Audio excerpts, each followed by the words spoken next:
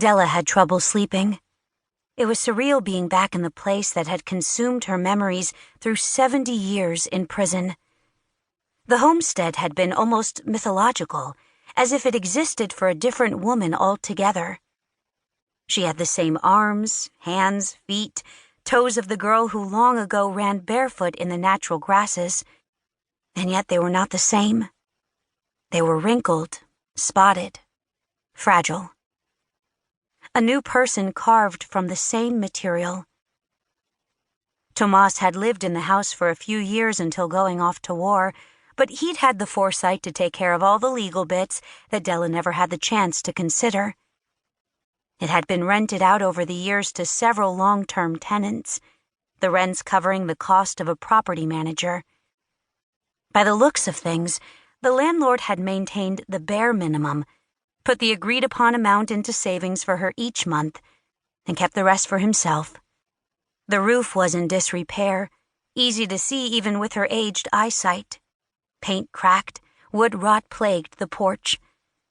There was also a little money left over in an aging bank account Tomas had set up, and she supposed after enough interest over enough years, she'd have some to live on for a while, but not enough for work to be done on the house. It surprised her that even some of the furnishings were the same. New in their day, Mama wanted the best, but antique now. The featherbed was too soft, and the dust on it made her sneeze. Her frail body, nearing the end of its 9th decade, had grown used to the thin mattress provided by the Texas Department of Corrections.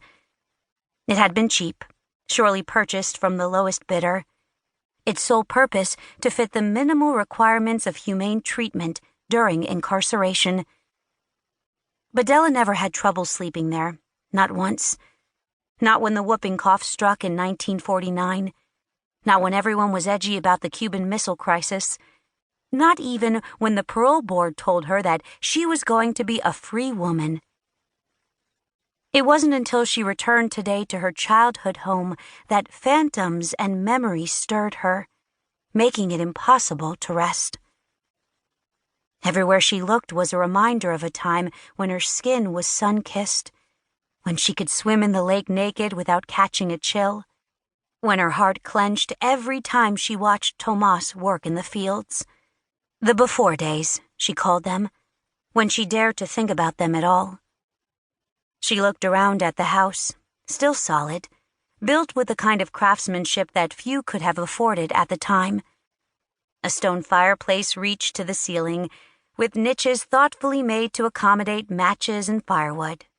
Fossils and pebbles found on long-ago childhood walks with Eula and their mother were placed sporadically into the mortar, a notion Pop had had when his girls came home with their treasures.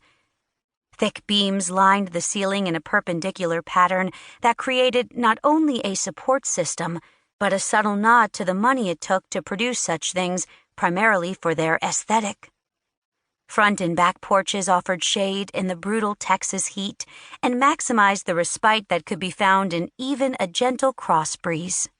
Nearly everything was in its logical place, arranged by the property manager before her return. But the mattress lay forgotten, and she doubted that she had the strength to beat it until the dust left. She found the tobacco tins in the shed along with other things that would probably be considered junk to an unemotional eye, like the red and green toy top, whose sides had rusted and whose tip was bent. But they weren't junk. The top had entertained Eula for hours and hours as Della spun it for her without tiring. The tobacco tins were what they'd used for lunchboxes, and their proper place was in the kitchen cupboard. Hers had been mustard-colored and Eula's was red. Della had actually preferred the red one, but Eula had thrown a tantrum until her sister gave in. Papa shot holes in them for ventilation so the food wouldn't spoil, and Della packed them with dried jerky and bread and hog lard. The crucifixes were all gone. They'd hung above every door, mostly little ones, almost unnoticeable but always present.